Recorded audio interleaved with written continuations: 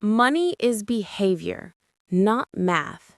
There are secrets about money that, once you understand them, even just once, can permanently redirect the entire course of your financial life. These secrets don't exist in textbooks, don't show up in investment advice, and definitely don't appear in get rich quickly formulas. They live inside the way you think, react, love, hate, hope, and fear. Sometimes they live inside old wounds you thought you had forgotten, yet still control you every time money is involved. Welcome back to the channel of Success Mindset.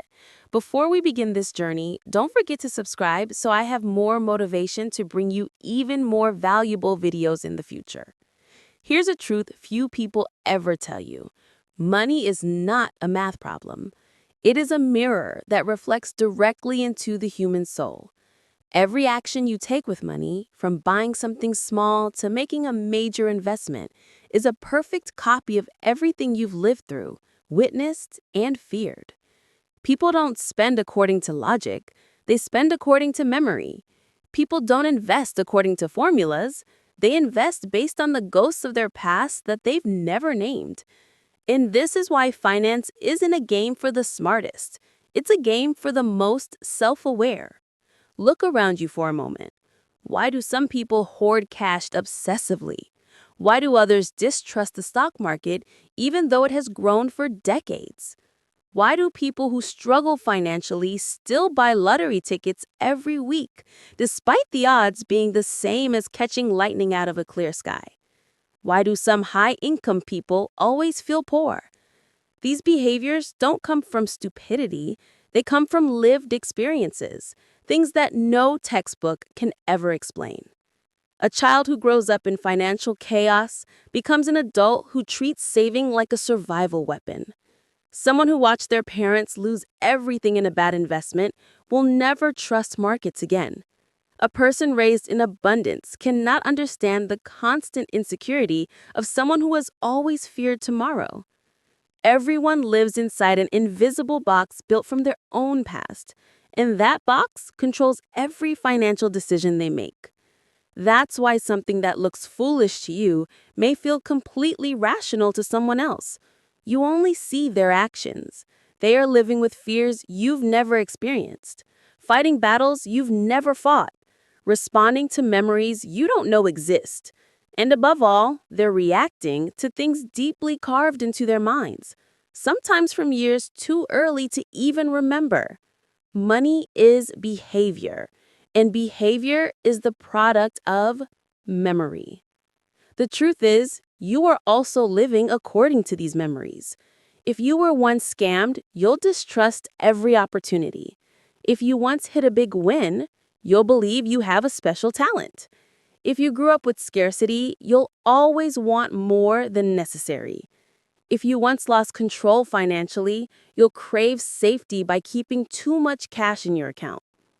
These are reflexes programmed by your past, not by your financial knowledge. Once you understand this, you begin to see the world differently. You stop judging people for how they spend. You stop assuming they're foolish just because their financial strategy contradicts yours. And most importantly, you start looking back at yourself. You realize your decisions aren't necessarily wrong, they are simply the result of the life you've lived.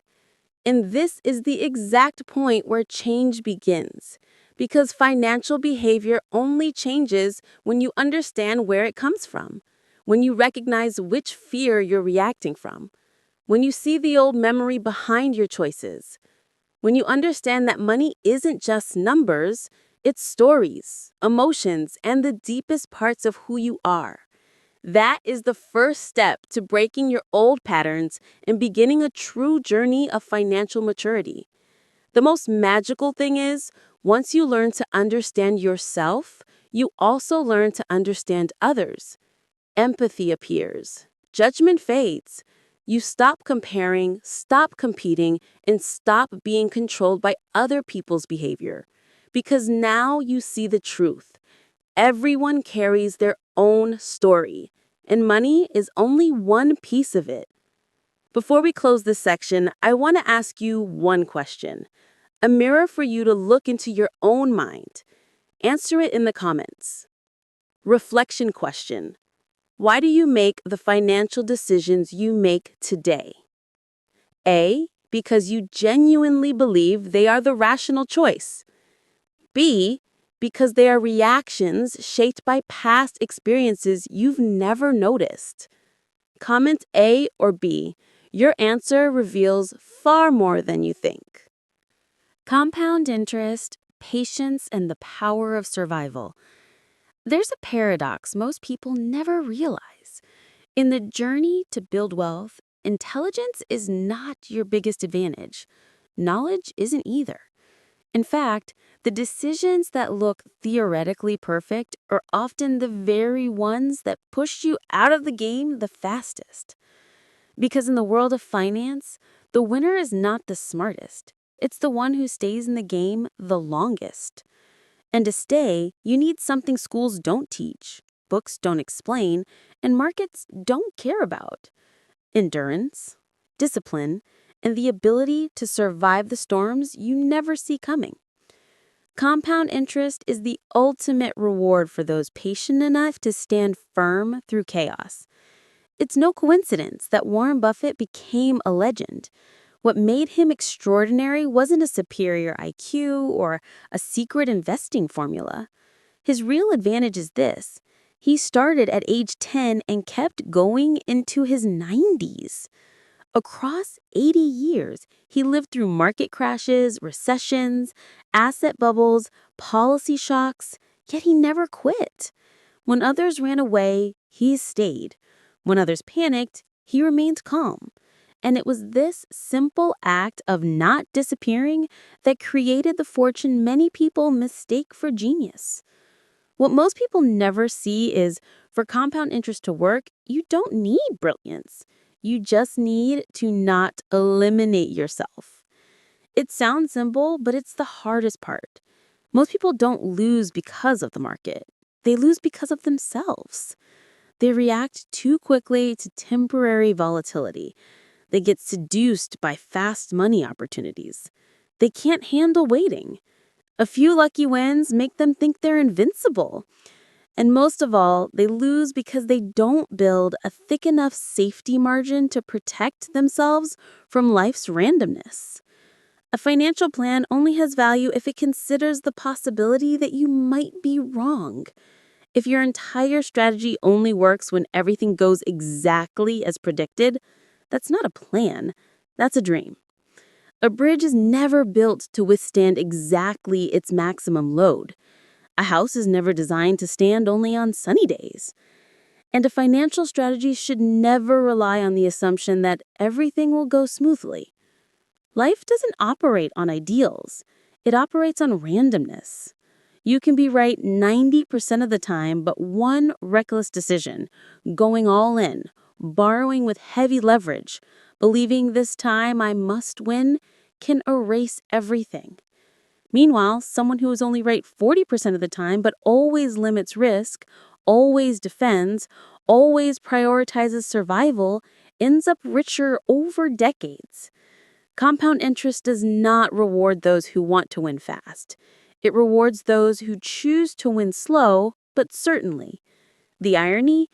People are easily impressed by stories of getting rich in a year, a month, or even a week. But they don't have the patience to hear a story of getting rich over 30 years. People love speed, but speed is a liar. It makes you believe you're making progress until one careless moment takes you back to zero. Sustainability is the only thing that's real. And to be sustainable, you must build your own defense system. This is not fear, it's wisdom. That defense is a safety margin, enough cash to keep you calm when markets fall. A diversified portfolio, so one mistake doesn't wipe out everything. Risk limits, knowing when to stop, not letting emotions override logic. Humility, accepting you cannot predict markets. You only need a few big decisions in life to become wealthy. Just a few.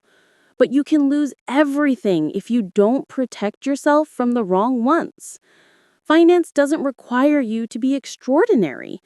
It only requires you to avoid doing anything catastrophically stupid. Survival is the greatest victory because only when you stay in the game long enough does compound interest appear and transform your wealth in ways you cannot even imagine today. And here's the core truth: building wealth is offense, keeping wealth is defense. You cannot win with offense alone. You must know how to defend, when to stop, and understand that sometimes doing nothing is the wisest choice. Compound interest will do the rest, but only if you remain patient enough to stand still and let it work. When you understand this, you stop rushing. You stop fearing missed opportunities. You stop stressing over short-term volatility.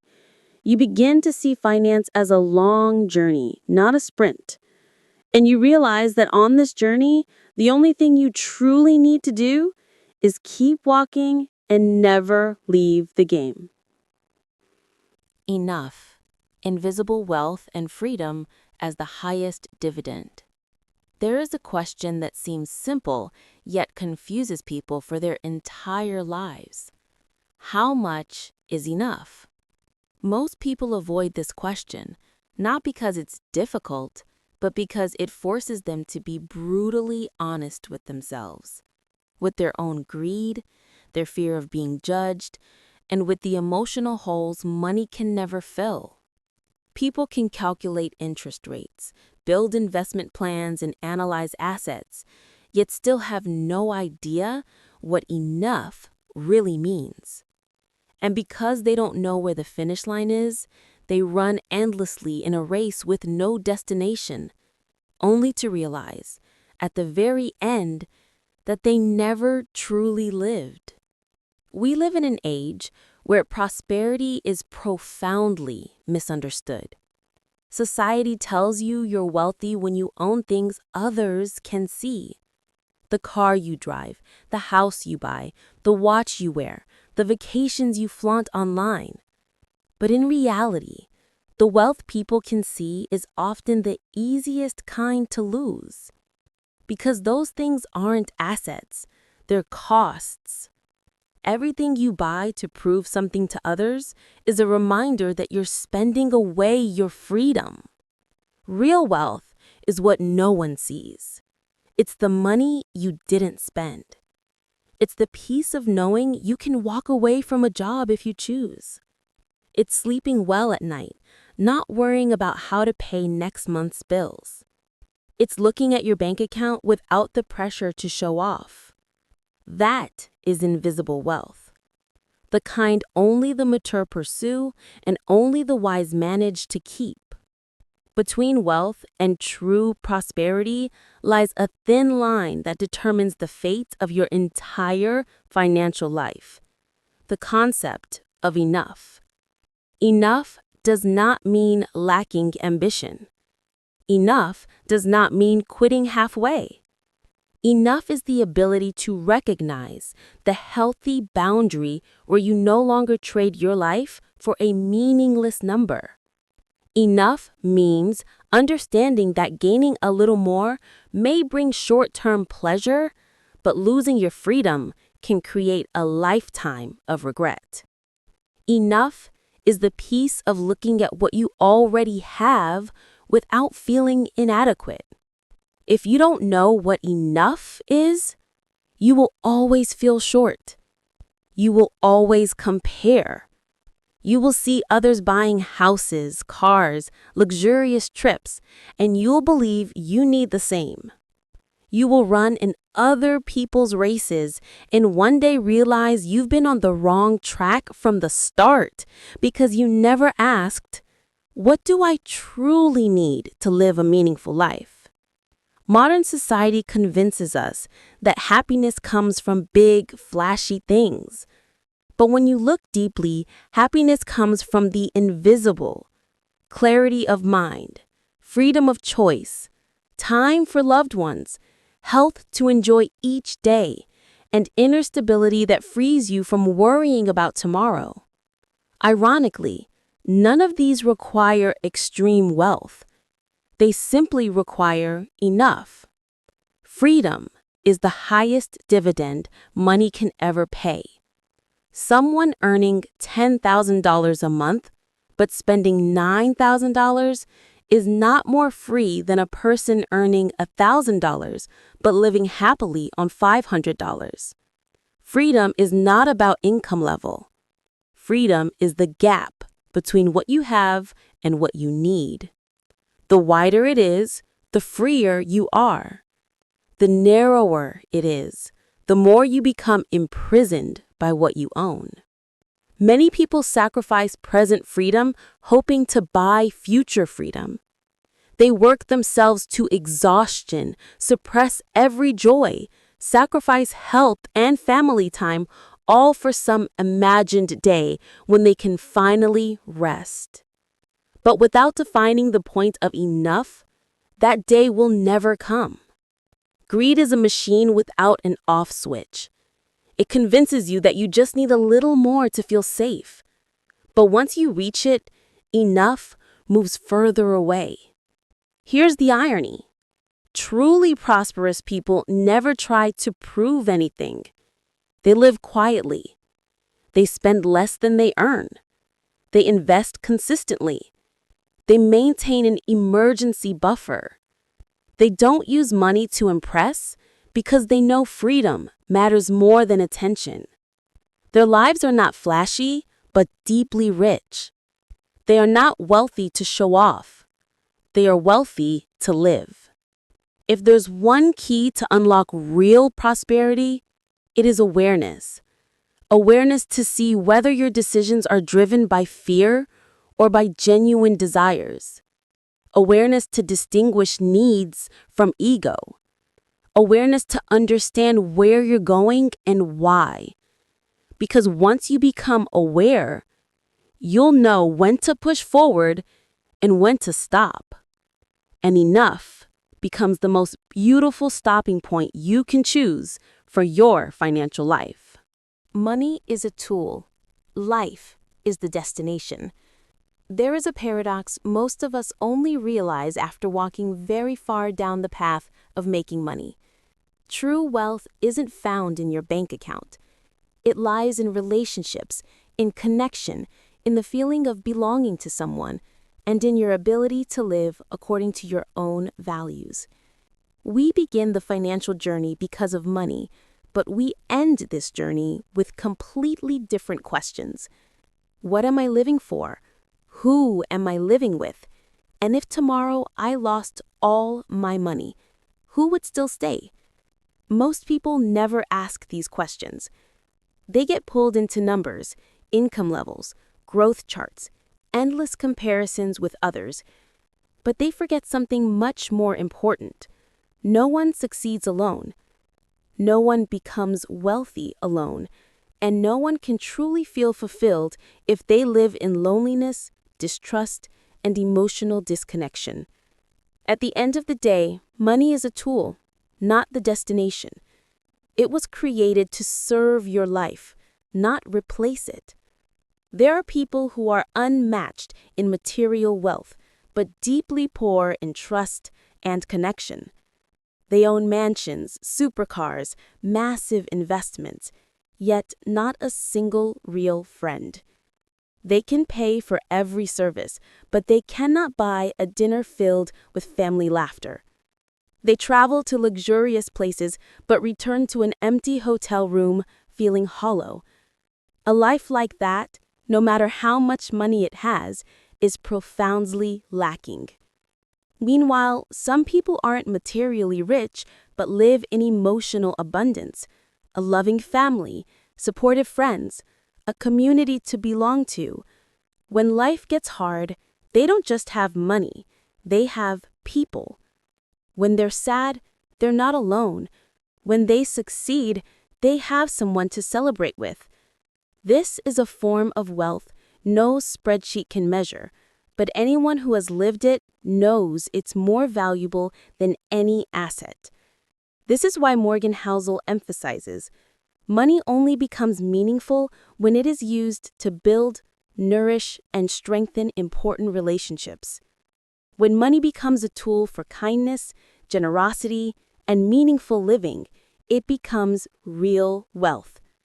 But when money becomes a weapon for showing off, competing, or proving yourself, it becomes a burden, pulling you further away from the people you truly want close.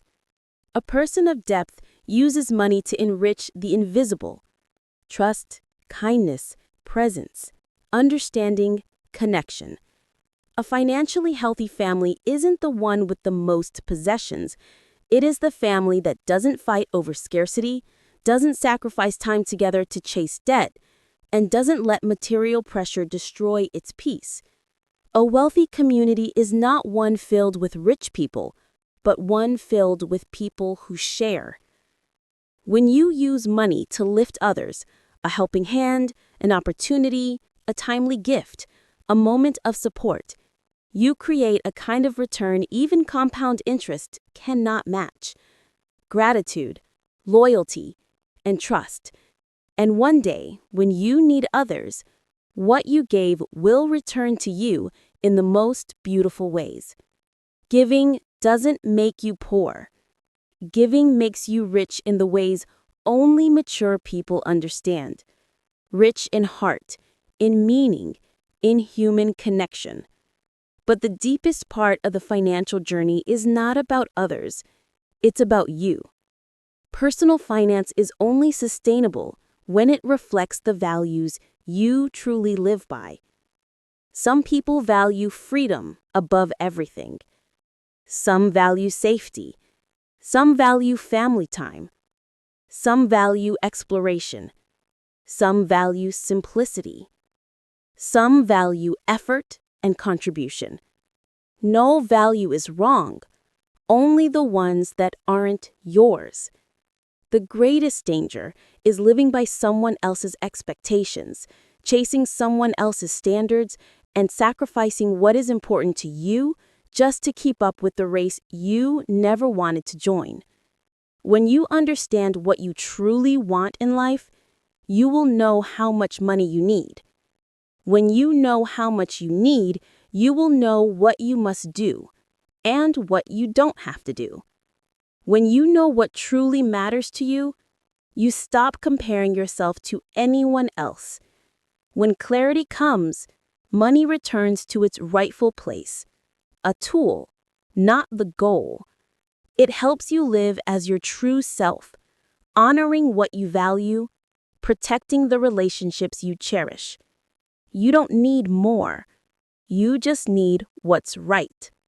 And that is the deepest form of wealth, the kind that time cannot erase, markets cannot crash, and no one can steal from you. The full storytelling reflection. Sometimes we think the financial journey is about seeking more money, more opportunities, more assets. But after looking back at all 5 themes, a quiet truth emerges. Money was never the final destination. It is only a flashlight illuminating your inner world, your behavior, your values, your fears, and your choices in facing life. People aren't wealthy because they're smart. They're wealthy because they understand themselves. People aren't peaceful because they have a lot, but because they know what's enough. People aren't sustainable because they're strong, but because they know how to survive what cannot be predicted. Wealth is not what you show. It is what you build quietly every day through awareness, discipline, and kindness. When you finally understand that money is a means to live, not a ruler to compare, you begin to mature. And when you realize that relationships, connection, time, and freedom are irreplaceable, invisible assets, you finally touch the deepest essence of prosperity. In the end, finance is not a story about money. It is a story about you. The profound lesson is this: let money serve your life. Do not let your life serve money. When you focus on values, freedom, and self-awareness, money naturally falls into place. Face your fears, know your limits, define your stopping point, and build principles to protect yourself when emotions overpower logic. Save for freedom, invest for time, build relationships for a life worth living. That is the sustainable path. To apply this now, start with small steps. Define your enough. Strengthen saving habits. Build an emergency fund. Stay disciplined with investments. And most importantly, understand what game you are playing. Finance is a long road, and the winner is the one who walks firmly. If you want to master the new skills shaping the future, skills that help you earn, build assets, develop mindset, and elevate your life, then learning YouTube, AI-driven content creation, and personal brand building is one of the most practical steps today. It gives you income, freedom, autonomy, and the power to design life your way. If you're serious about upgrading your future, consider learning YouTube, because it might be the decision your future self 5 years from now will thank you for.